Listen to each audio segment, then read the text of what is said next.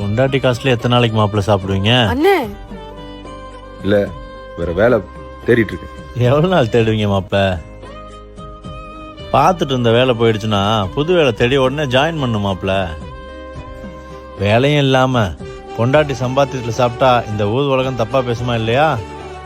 சீக்கிரம் சேர்ந்துடுங்க. என்னாச்சு மாப்பிள்ள, சாப்பிட்டு போங்க. பசி இல்ல. ஏங்க ஏங்க என்னன்னு பின்னம்மா, பொண்டாட்டி சம்பாத்தியத்துல எத்தனை நாளைக்கு உட்காந்து சாப்பிடுவாப்ல? நல்லா இல்லல்ல? சாப்பிடும் போதா இதெல்லாம் பேசுவ? அதுக்குன்னு பேசாம இருக்க முடியுமா? நம்மள புள்ள நீயே எத்தனை நாளைக்குமா வேலைக்கு போய் குடும்பத்தை காப்பாத்துவ? ஆம்பளையா லட்சணமா வேலைக்கு போனாதானே அது புருஷ லட்சணம்.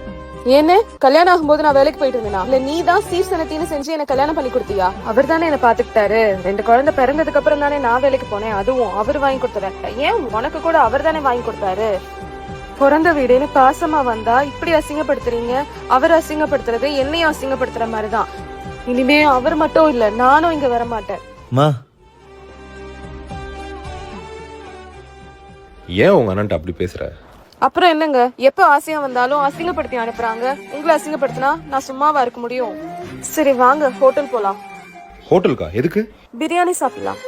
ஏன்? நீங்க தான் எதுவுமே சாப்பிடல, போங்க. Download ShareChat.